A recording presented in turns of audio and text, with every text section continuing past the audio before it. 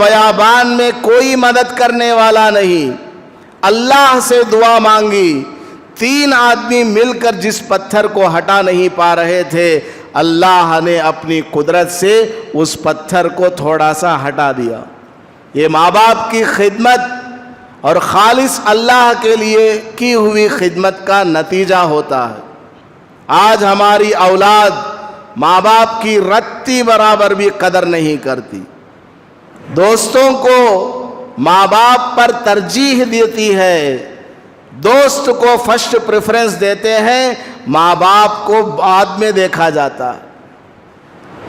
ادھر U P میں پرتاپ گڑھ ایک ڈسٹرکٹ ہے، وہاں ایک چھوٹا سا گاؤں ہے کنجا، اس کا نام ہے کنجا۔ وہاں ایک مدرسہ ہے قاسم العلوم، وہاں بھی میں نے 3-4 مہینے گزارا تھا، کافی سال پہلے پرانی بات ہے۔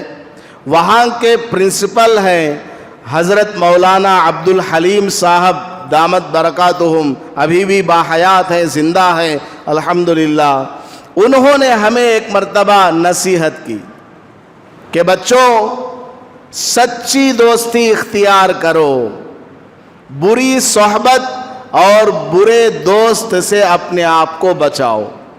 اس پر حضرت نے ایک واقعہ سنایا کہ ایک نوجوان رات میں اپنے گھر بہت دیر سے آیا کرتا تھا، ماں نے 1 دن دیکھا، 2 دن دیکھا، بالآخر ایک دن ماں نے بچے کے باپ سے یعنی اپنے شوہر سے شکایت کی کہ دیکھو ہمارا لڑکا رات میں روزانہ تاخیر سے گھر آتا ہے، ذرا اس کی اصلاح کرو، اس کی خبر لو۔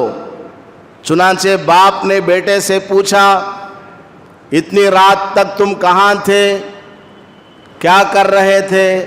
تو بیٹے نے کہا کہ ابا جان میں کہیں غلط جگہ نہیں گیا تھا، بلکہ اپنے دوست کے ساتھ اتنی دیر تھا، ابھی دوست کے پاس سے ہی آ رہا ہوں۔ باپ نے کہا اچھا ایسا جگری دوست ہے کہ وہ اتنی دیر رات تک تم سے بات کرتا رہتا ہے؟ بیٹے نے کہا ہاں ابا جان بڑا اچھا دوست ہے۔ باپ نے کہا اچھا چلو تمہارے اسی دوست سے ہماری ملاقات کراؤ۔ بیٹے نے کہا چلیے میں ملاقات کراتا ہوں۔ اب آدھی رات ہے، آدھی رات کا وقت ہے، ابا کو بیٹا لے کر کے اپنے دوست کے مکان پر گیا اور جا کر کے دروازہ کھٹکھٹایا۔ اندر سے آواز آئی کون؟ تو اس بچے نے کہا ارے میں تیرا دوست تجھ سے ملنے آیا ہوں۔ اندر سے آواز آئی تجھے کوئی اور کام نہیں ہے کیا؟ جب دیکھو آتا جاتا رہتا ہے، ابھی تھوڑی دیر پہلے تو تو میرے ساتھ تھا، اب میں سونے کی تیاری میں لگا ہوں، نیند گہری آ رہی ہے، رات میں بھی تو مجھے تنگ کرنے کے لیے آ گیا ہے، چل بھاگ یہاں سے، کل صبح بات کریں گے۔ یہ اندر سے اس کے دوست نے جواب دیا۔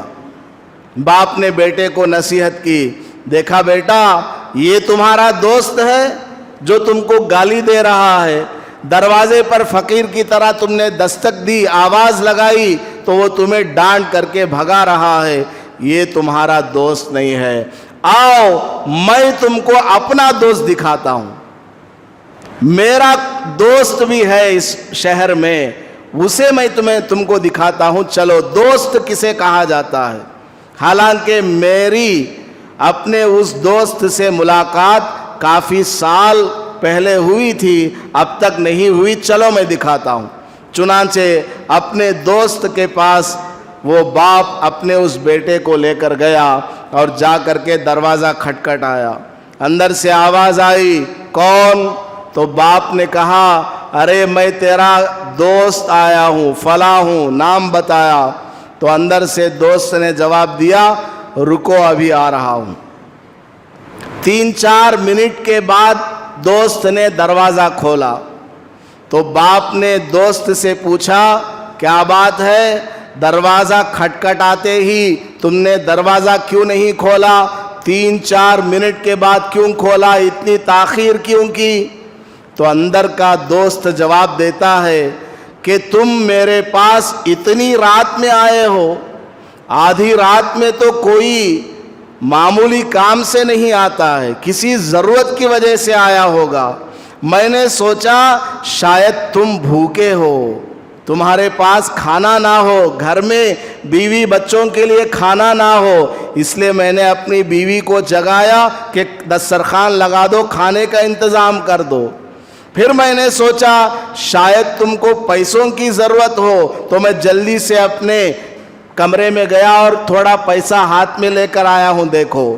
پھر میں نے سوچا شاید کوئی دشمن تمہارے پیچھے پڑا ہوا ہے اور تم کو بھگا رہا ہے, کہیں تمہارا نقصان نہ کر دے, اس لیے میں اس کا مقابلہ کر کے تمہاری جان بچانے کے لیے یہ دیکھو اتنا موٹا ڈنڈا لے کر کے دروازہ کھول رہا ہوں. تو باپ نے اپنے بیٹے سے کہا, دیکھا بیٹا سچا دوست کون ہوتا ہے, میری جانی مالی جسمانی ہر طرح کی ضرورت کا یہ انتظام کر رہا ہے, اور 2-3 منٹ کے اندر اس نے سارا انتظام کر دیا. اور تمہارا دوست اس کے دروازے پر تم گئے تو وہ تم کو ڈانٹ کر کے بھگا رہا ہے. ایسی آج کل ہمارے نوجوانوں کی دوستی ہے, اور ایسے دوستوں کی وجہ سے ماں باپ کو ستاتے ہیں, ناراض کرتے ہیں. جب دیکھو دوستوں کے گھر منکھانے ادھر ادھر پھرتے رہتے ہیں, ماں باپ کا کوئی کام نہیں کرتے, کوئی خدمت نہیں کرتے.